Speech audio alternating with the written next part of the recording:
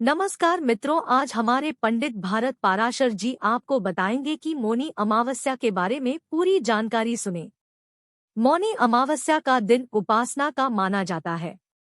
अगर आप इस पवित्र दिन पर व्रत नहीं भी कर रहे हो तो कम से कम तामसिक भोजन जैसे मांसमदिरा, लहसुन प्याज के सेवन से परहेज करें। इस दिन सात्विक भोजन कर मन को पवित्र रखें और बुरी संगत से दूर रहें। मौनी अमावस्या का व्रत। शास्त्रों में ऐसा बताया गया है कि मौनी अमावस्या के दिन व्रत करने से पुत्री और दामाद की आयु बढ़ती है। पुत्री को अखंड सौभाग्य की प्राप्ति होती है। मान्यता है कि 100 अश्वमेध यज्ञ और 1000 राजसूर्य यज्ञ का फल मौनी अमावस्या पर त्रिवेणी में स्नान से मिलता है। अब आप मौनी अमावस्या की कथा सुने उससे पहले अगर आप हमारे चैनल पर नए हैं तो हमारे चैनल श्री बाके बिहारी ज्योतिष केंद्र को सब्सक्राइब और लाइक कर बेल बटन को दबा दे ताकि आने वाली कथा आपको मिल सके। पुराणों के अनुसार कांचीपुरी में एक ब्राह्मण रहता था। उसका नाम देवस्वामी तथा उसकी पत्नी का नाम धनवती था। उनके 7 पुत्र तथा एक पुत्री थी। पुत्री का नाम गुणवती था। ब्राह्मण ने 7 पुत्रों को विवाह करके बेटी के लिए वर खोजने अपने सबसे बड़े पुत्र को भेजा। उसी दौरान किसी पंडित ने पुत्री की जन्म कुंडली देखी और बताया सप्तब्दी होते होते यह कन्या विधवा हो जाएगी। तब उस ब्राह्मण ने पंडित से पूछा पुत्री के इस वैधव्य दोष का निवारण कैसे होगा। पंडित ने कहा सोमा का पूजन करने से वैधव्य दोष दूर होगा। फिर सोमा का परिचय देते हुए उसने बताया वह एक धोबिन है। उसका निवास स्थान सिंहल द्वीप है। उसे जैसे तैसे प्रसन्न करो और गुणवती के विवाह से पूर्व उसे यहाँ बुला लो। तब देवस्वामी का सबसे छोटा लड़का बहन को अपने साथ लेकर सिंहल द्वीप जाने के लिए सागर तट पर चला गया। सागर पार करने की चिंता में दोनों एक वृक्ष की छाया में बैठ गए। उस पेड़ पर एक घोंसले में गिद्ध का परिवार रहता था। उस समय घोंसले में सिर्फ गिद्ध के बच्चे थे। गिद्ध के बच्चे भाई बहन के क्रियाकलापों को देख रहे थे।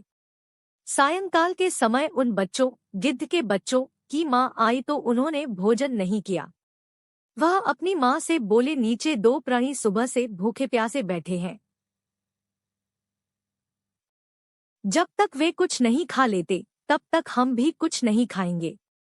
तब दया और ममता के वशीभूत गिद्ध माता उनके पास आई और बोली मैंने आपकी इच्छाओं को जान लिया है। इस वन में जो भी फल फूल कंदमूल मिलेगा मैं ले आती हूँ।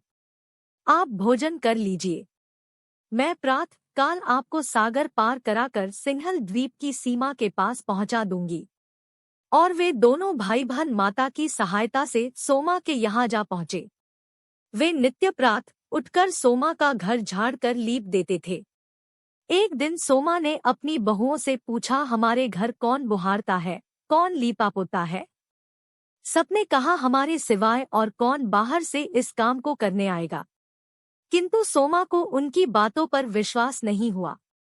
एक दिन उसने रहस्य जानना चाहा। वह सारी रात जागी और सब कुछ प्रत्यक्ष देखकर जान गई। सोमा का उन बहन भाई से वार्तालाप हुआ। भाई ने सोमा को बहन संबंधी सारी बात बता दी।